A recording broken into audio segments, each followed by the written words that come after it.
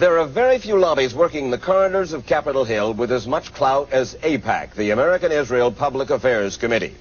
They're the people who tell the Congress which legislation affecting Israel they like and which they don't. Inside this building are the headquarters of AIPAC, the American Israel Public Affairs Committee. They would not let us photograph inside their headquarters. AIPAC says it is the spearhead for support for Israel here in Washington. It is not a political action committee. It does not make campaign contributions. But the clout of AIPAC here on Capitol Hill is legendary. Hey everyone, I am woefully overdue for this video. It's the Israel Lobby video.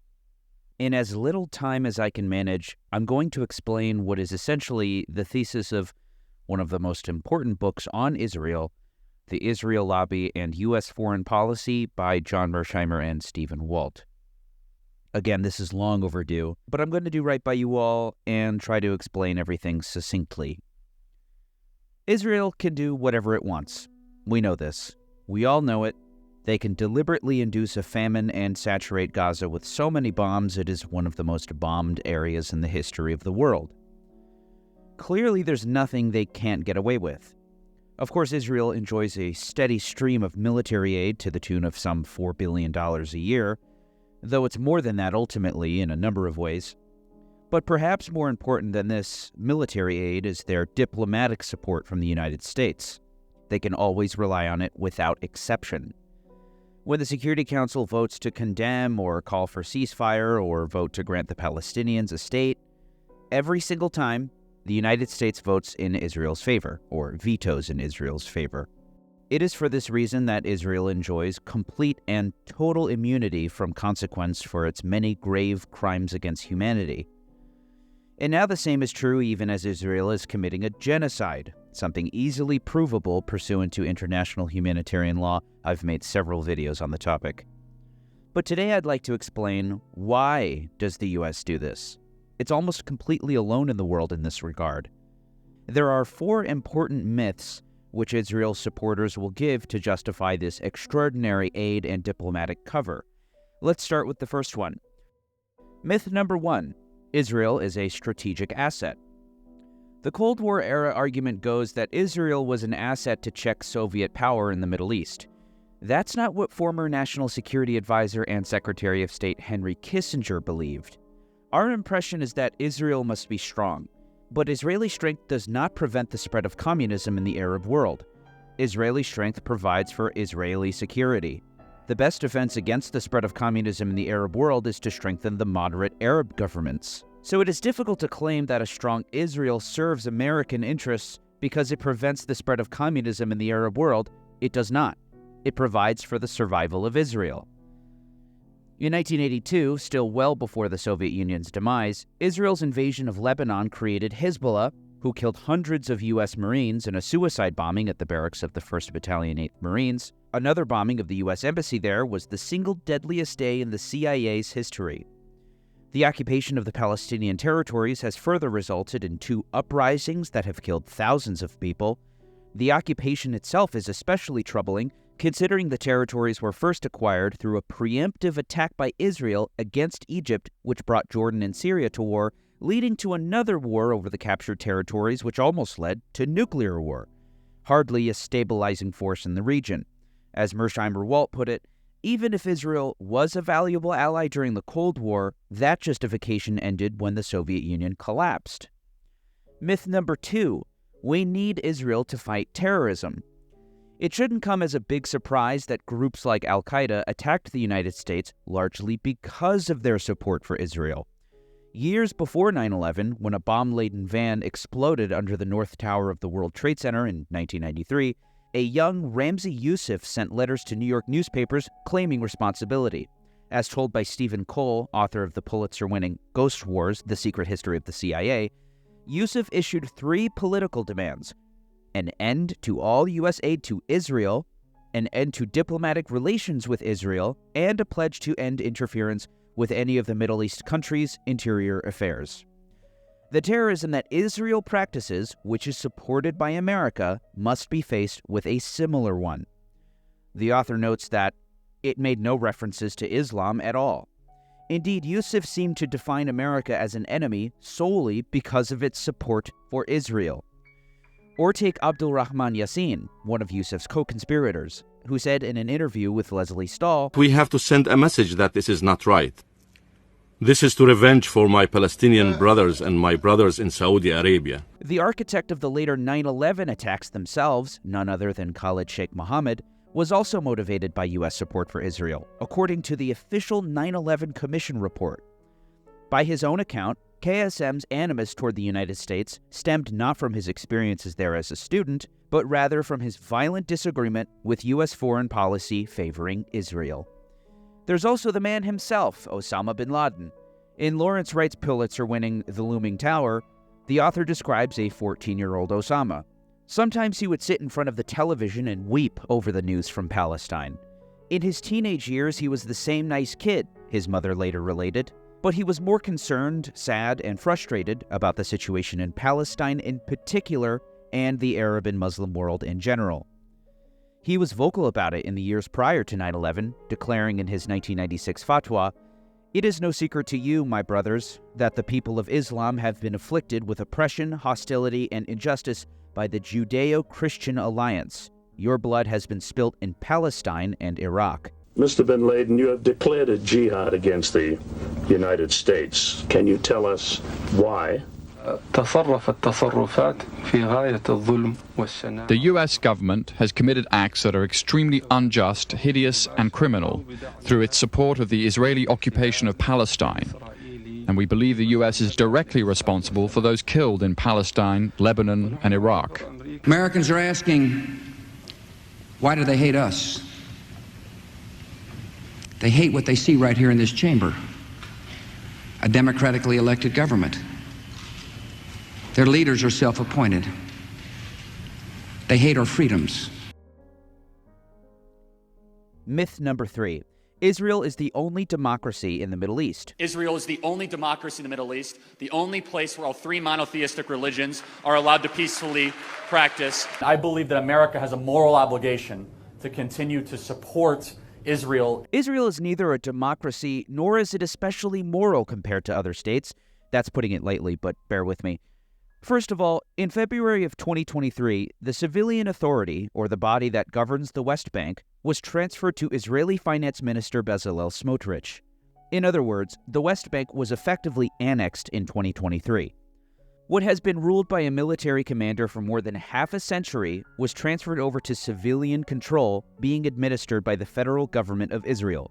Smotrich was given expansive powers over land surveying, registration, settlement construction, outpost demolition, infrastructure projects, including water, electricity, transportation, and other matters. Despite this extraordinary power over the lives of some 3 million Palestinians, not a single one of them are able to vote in Israeli elections, despite being at the mercy of its whims. This is not a democracy, simply put. The perilous situation in Gaza is anything but the manifestation of a morally righteous democratic country either. I've also covered the topic of Israeli apartheid in the occupied territories and Israel proper as well in this video here. Besides, say Mearsheimer and Walt, whether a country is democratic is not a reliable indicator of how Washington will relate to it. The United States has overthrown a few democratic governments in the past and has supported numerous dictators when doing so was thought to advance U.S. interests. The Eisenhower administration overthrew a democratically elected government in Iran in 1953, while the Reagan administration supported Saddam Hussein in the 1980s. The fact that bills and political parties in Israel are disqualified if they negate the existence of the State of Israel as the state of the Jewish people or the democratic character of the state is also cause for some alarm, and contrary to basic democratic principles. In October of 2000, after Israeli police opened fire on Israeli Arab protesters, killing 13, the Israeli government set up the Or Commission to investigate what had happened. The commission concluded, which caused controversy in Israel, that government handling of the Arab sector has been primarily neglectful and discriminatory. Indeed, it's been officially observed by the Israeli government that Palestinian citizens of Israel, who are considered to be an example of why Israel doesn't practice apartheid, are far from equal to their Israeli counterparts. Indeed, this is observed by the majority of the Israeli population. What's worse, not only do they see it, most Israeli Jews support it. A 2016 Pew survey of Israeli Jews found that 79% believe they deserve preferential treatment. In the very same survey, 48% of Jewish Israelis agreed with the statement, Arabs should be expelled or transferred from Israel. There's also the strive for a Jewish demographic majority, to which Israeli officials have employed language that is little different from words uttered by white nationalists in the United States. In a 2003 speech, then Finance Minister Benjamin Netanyahu told the Herzliya Conference, if there is a demographic problem, and there is, it is with the Israeli Arabs who will remain Israeli citizens. In 2007, Bibi apologized to the Haredi community for child welfare cuts as finance minister, though he sought to put a positive spin on them as well. The unexpected result was the demographic effect on the non-Jewish public, where there was a dramatic drop in the birth rate. Mersheimer-Walt posit, imagine the outcry that would arise here if a U.S. cabinet official spoke of the benefits of a policy that had reduced the birth rates of African Americans and Hispanics, thereby preserving a white majority. But such statements are not unusual in Israel. Myth number 4. Israel is surrounded by countries that want to destroy it. If I may, a caveat. In a 2004 interview with Haaretz, Israeli historian Benny Morris was asked if he identified with David Ben-Gurion after having researched him for several years up to that point. I do not identify with Ben-Gurion. I think he made a serious historical mistake in 1948. Even though he understood the demographic issue and the need to establish a Jewish state without a large Arab minority, he got cold feet during the war. In the end, he faltered. The interviewer responds, I'm not sure I understand. Are you saying that Ben-Gurion erred in expelling too few Arabs? Benny Morris, if he was already engaged in expulsion, maybe he should have done a complete job. I know that this stuns the Arabs and the liberals and the politically correct types, but my feeling is that this place would be quieter and know less suffering if the matter had been resolved once and for all. If Ben-Gurion had carried out a large expulsion and cleansed the whole country, the whole land of Israel, as far as the Jordan River, it may yet turn out that this was his fatal mistake. If he had carried out a full expulsion rather than a partial one, he would have stabilized the state of Israel for generations. The interviewer, the term to cleanse is terrible. Benny Morris, I know it doesn't sound nice, but that's the term that they used at the time. I adopted it from all the 1948 documents in which I am immersed. On the Palestinians, Morris opined, it is a very sick society. It should be treated the way we treat individuals who are serial killers. There is a wild animal there that has to be locked up in one way or another. All right, so just so we're not confused, Benny Morris is no Palestinian sympathizer. Morris, one of the Israeli new historians and author of The Birth of the Palestinian Refugee Problem, is well known for debunking the conventional myths of Zionist history. One of the most tenacious myths relating to 1948 is that of David and Goliath, that the Arabs were overwhelmingly stronger militarily than the Yishuv. The simple truth is that the stronger side won. Rashid Khalidi has gone into detail on this himself. Israel, in fact, outnumbered and outgunned its opponents. There were only 5 regular Arab military forces in the field in 1948, as Saudi Arabia and Yemen did not have modern armies to speak of. Just 4 of these armies entered the territory of Mandatory Palestine. The minuscule Lebanese army never crossed the frontier, and 2 of these, Jordan's Arab Legion and Iraq's forces, were forbidden by their British allies from breaching the borders of the areas allocated to the Jewish state by partition, and thus carried out no invasion of Israel. So much of the Arab coalition wouldn't even invade Israel proper, much less seek its destruction. Indeed, as Benny Morris wrote in his 1948 and after, none of the Arab states, save Transjordan, committed the full weight of their military power to the enterprise, indicating either inefficiency or perhaps a less than wholehearted seriousness about the declared aim of driving the Jews into the sea. But even Transjordan, Morris writes, neither expected nor planned for Israel's demise, nor were the Arab Legion's operations from May onwards designed to bring this about. As previously noted, the 1967 war was sparked not by Arab states seeking to destroy Israel, but by an Israeli attack on Egypt. In the later 1973 war, says Morris, Presidents Anwar Sadat of Egypt and Hafez Assad of Syria sought to regain the territories lost in 1967. Neither aimed to destroy Israel, despite a still widely held belief, apparently, since Helen Mirren starred in a movie which declares the opposite. If the Arabs reach Tel Aviv, Israel will be wiped off the map. Of course, today, Israel is one of the most powerful militaries anywhere in the entire world. The fourth most powerful military after the U.S., Russia, and China, according to U.S. News and World Report. It is also the only country in the Middle East, and in fact, one of the very few anywhere, with nuclear weapons. Military prowess aided by the extraordinary aid received by the United States every year. Though the U.S. and Israel didn't always have this special relationship. Harry Truman supported the UN partition plan and recognized Israel, but American policymakers didn't want to put their full weight behind the nascent Jewish state for fear of alienating Arab states. It wasn't until John F. Kennedy's presidency, when he authorized the first major arms shipment to Israel in 1963, that the floodgates opened. Anti-aircraft missiles and tanks were among the first arms. Why? J.J. Goldberg, editor of the Jewish Forward newspaper, explained in his work Jewish Power. Zionist influence increased exponentially during the Kennedy and Johnson administrations because the affluence and influence of Jews in American society had increased. Jews had become vital donors to the Democratic Party. They were key figures in the organized labor movement, which was essential to the Democratic Party. They were major figures in liberal intellectual, cultural, and academic circles. More than any of their predecessors in the Oval Office, John Kennedy and Lyndon Johnson counted numerous Jews among their close advisors, donors, and personal friends. The Israeli victory from the Six-Day War saw shipments of military aid soar to new heights. In the early days of the State of Israel, U.S. officials believed it too weak to act as a counterweight to Soviet influence. Simply put, Israel's military victories proved otherwise. From 1949 to 1965, U.S. aid averaged $63 million a year. By 1970, it was $102 million. And in 1971, U.S. aid reached a staggering $634 million, 85% of that pure military aid. This amount quintupled after the Yom Kippur War in 1973.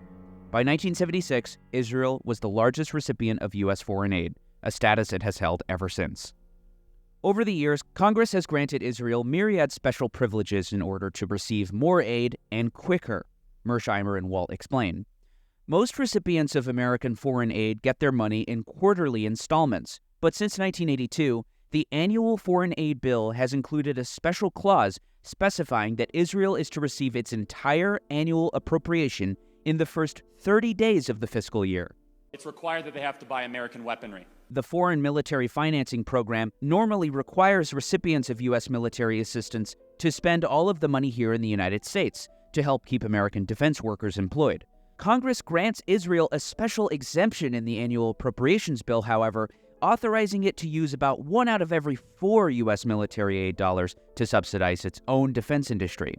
Jeremy M. Sharp noted in a 2006 report for the Congressional Research Service that no other recipient of U.S. military assistance has been granted this benefit.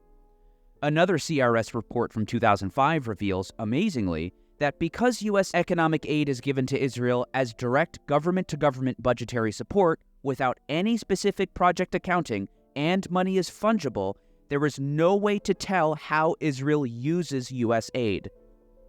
Again, a privilege not granted to any other recipient of U.S. aid anywhere in the world.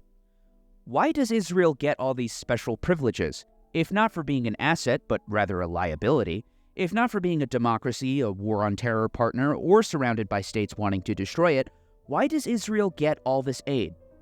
As Mersheimer and Walt would put it, simply it's because of the lobby. But they maintain that the lobby isn't all that different from other lobbies. There are various ethnic lobbies that fight for their respective interests. There's a Mexican lobby, an Indian lobby, a Turkish lobby, a Cuban lobby. Mersheimer and Walt provide extensive literature on ethnic lobbies. Cuban Americans have lobbied to maintain the embargo on Castro's regime.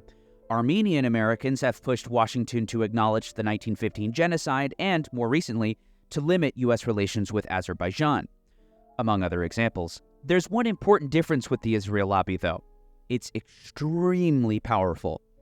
We use Israel lobby as a convenient shorthand term for the loose coalition of individuals and organizations that actively work to shape U.S. foreign policy in a pro-Israel direction. A loose coalition indeed, though the Israel lobby is quite easy to identify. The 50 largest groups all belong to a conference of presidents of major American Jewish organizations. Here are all its members. But the American Israel Public Affairs Committee is the most important group. Back in 1997, Fortune magazine asked nearly 2,200 insiders, including members of Congress, their staffs, and senior White House officials, to rank the mightiest lobbying groups. AIPAC placed second, behind the 33 million member AARP. A key pillar of the lobby's effectiveness is its influence in the U.S. Congress. Whether the issue is abortion, arms control, affirmative action, gay rights, the environment, trade policy, healthcare, immigration, welfare, there is almost always a lively debate on Capitol Hill. But where Israel is concerned, potential critics fall silent and there is hardly any debate at all. To understand why that is, we must examine AIPAC's grooming of congressional candidates. As former AIPAC President Howard Friedman explained in August 2006, AIPAC meets with every candidate running for Congress. These candidates receive in-depth briefings to help them completely understand the complexities of Israel's predicament and that of the Middle East as a whole. We even ask each candidate to author a position paper on their views of the U.S.-Israel relationship, so it's clear where they stand on the subject. In 1990, Democrat Harry Lonsdale challenged the Republican senator from Oregon, Mark Hatfield. The word that I was pro-Israel got around, he said. Lonsdale described a visit to AIPAC headquarters during his campaign. It was an experience I will never forget. It wasn't enough that I was pro-Israel. I was given a list of vital topics and quizzed, read grilled, for my specific opinion on each. Actually, I was told what my opinion must be and exactly what words I was to use to express those opinions in public. Shortly after the encounter at AIPAC, I was sent a list of American supporters of Israel that I was free to call for campaign contributions. I called, they gave, from Florida to Alaska. There's a reason Bill Clinton referred to AIPAC as better than anyone else lobbying in this town. Life is good on AIPAC's good side, but another reason why AIPAC is so effective is its ability to punish those who incur its wrath. In one stark example, Americans will remember what happened in February of 2019 when journalist Glenn Greenwald reported on Twitter that Kevin McCarthy was seeking to reprimand Representatives Ilhan Omar and Rashida Tlaib over their criticisms of Israel. Ilhan Omar, the newly elected Somali-American representative from Minnesota's 5th Congressional District, responded with 6 words. It's all about the Benjamin's baby. But Omar was far from finished.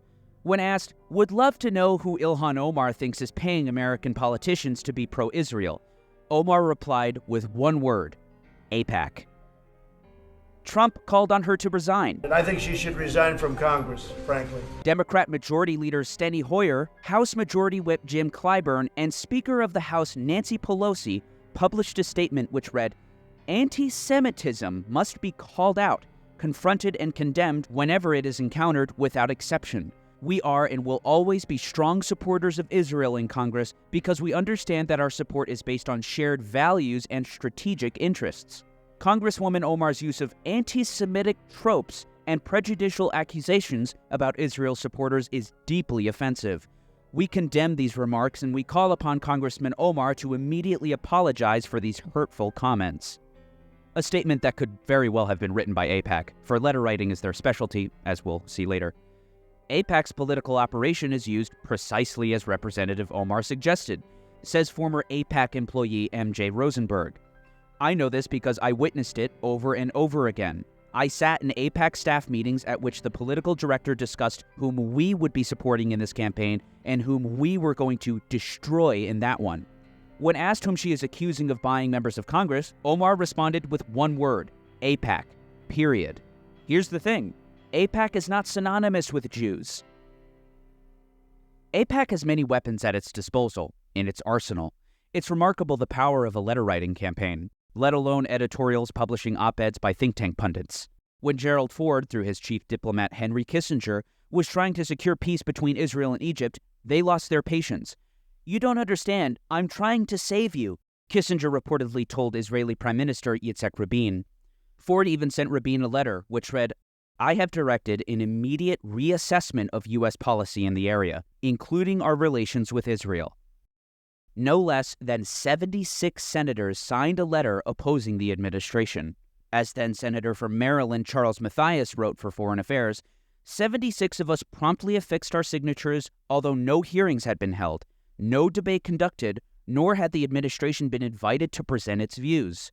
One senator was reported to have candidly expressed a feeling that in fact was widespread. The pressure was just too great. I caved. That senator was in fact Iowa's John Culver. Jumping ahead to 2002, 52 senators signed a letter urging Vice President Dick Cheney not to meet with Yasser Arafat of the PLO.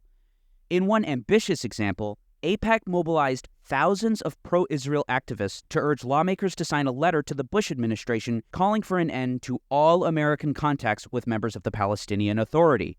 Some 6,000 AIPAC members took part, meeting with hundreds of lawmakers, pushing pieces of legislation mandating tougher sanctions against Iran and ensuring financial aid to Israel. No wonder former Secretary of State Lawrence Eagleburger once told AIPAC's Tom Dine, "Dine, I deal with you because you could hurt me."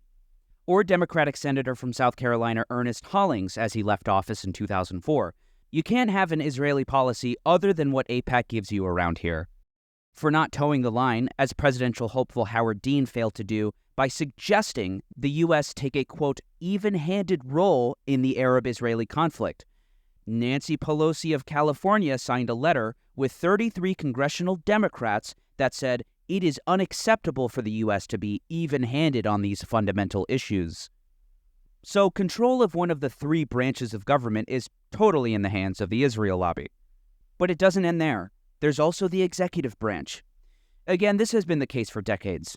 For example, AIPAC suffered a scandal in 1992 when Chaim Katz, a prospective donor, calling AIPAC's then-president David Steiner. But unbeknownst to Steiner, the conversation was being taped. The transcript is revealing. Steiner: "I have friends on the Clinton campaign, close associates. Gore is very committed to us.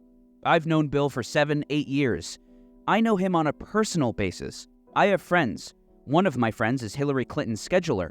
One of my officers' daughters works there. We gave 2 employees from AIPAC leave of absences to work on the campaign.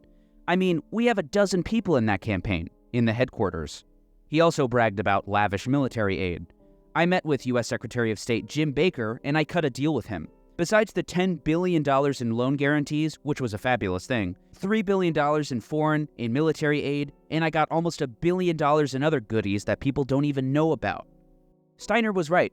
Martin Indyk, co-founder of the Washington Institute for Near East Policy and former deputy director of research at AIPAC, earned a seat at Clinton's National Security Council and went on to become the U.S. ambassador to Israel and assistant secretary of state.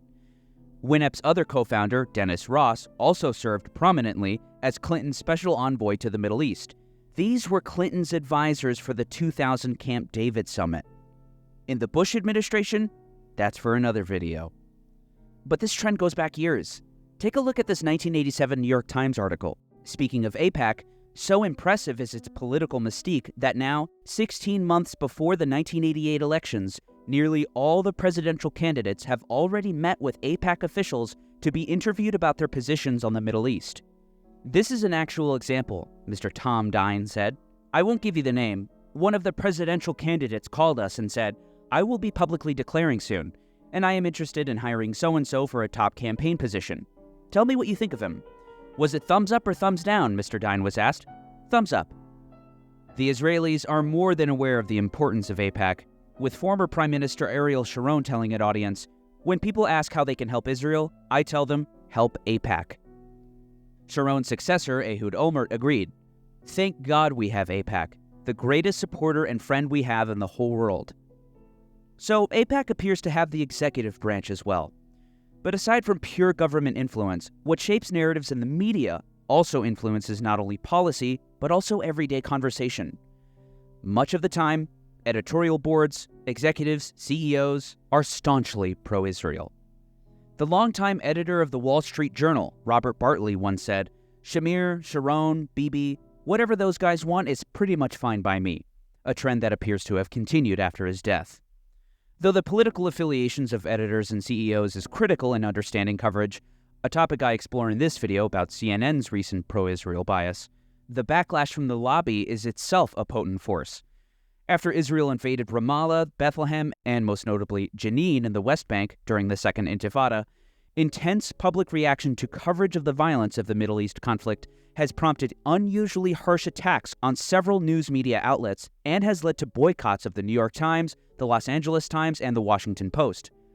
WBUR-FM in Boston said it has lost more than $1 million in underwritings and pledges this year, nearly 4% of its annual budget. Then CNN chief news executive Eason Jordan said he could find up to 6,000 email messages protesting coverage in his inbox in a single day. In a callback to the experts filter, as in the 5 filters of the mass media laid out in the foundational media criticism text, Manufacturing Consent, Mearsheimer-Walt explained that instead of relying on government officials or academics to provide analysis and commentary, news media increasingly depend on experts from Washington-based think tanks. Many think tanks also distribute brief and easily digested policy memorandums to legislators and other government officials. They organize seminars, working breakfasts, and briefings for officials and their staffs, and encourage their own analysts to publish op-eds and other visible forms of commentary, all with the goal of shaping the prevailing climate of ideas. So rather than Israel's democratic values or superior morality or there being a David among an Arab Goliath, the real reason for the absolute and total lack of accountability for Israel is the fact that Israel, through its powerful lobby in the United States, has effectively wrested control of our most important political institutions from the hands of the broader public to a small group of right-wing ideologues whose concern is territorial expansion and ethnic cleansing of the Palestinians and hawkish policy toward Iran with the ambition of one day bombing it, all at the expense of the Palestinians, the Arab world, the Muslim world, and Israel and the United States themselves. Indeed, Israel's hand in the invasion of Iraq hurt, most of all, millions of Iraqis, but also Israel and the United States, by alienating Arab leaders and ultimately strengthening Iran and providing it numerous safe havens in the Middle East. That process will be the topic of my next video. Indeed, the Israel Lobby video is a series. Subscribe if you're new, and stay tuned if you've already been here. For instance, this year, many pro-Israel PACs are trying to defeat incumbent Senator Chick Hecht of Nevada, even though he is Jewish, because he too did not follow the AIPAC line on weapons sales to the Arabs. In recent years, AIPAC and the pro-Israel PACs have helped defeat, among others, Congressman Paul Findlay and Pete McCloskey, Senators Harrison Schmitt of New Mexico, Walter Huddleston of Kentucky, and Chuck Percy of Illinois. I finally reached the stage where, as chairman of the Foreign Relations Committee, I saw our foreign policy totally turned around. With a Muslim world, 800 million people looking askance at the United States of America, what is happening, who is running the foreign policy. Can Israel and the Prime Minister have more power than the entire Senate of the United States or the President of the United States? And that, to me, I simply said, enough is enough. Altogether, Israel gets more than $3 billion a year in assistance from the United States. Sometimes the votes go through without a single debate involving billions of dollars. You couldn't spend that kind of money in this country without a huge debate going on. But a foreign government gets this money without debate because simply it's just organized to get it.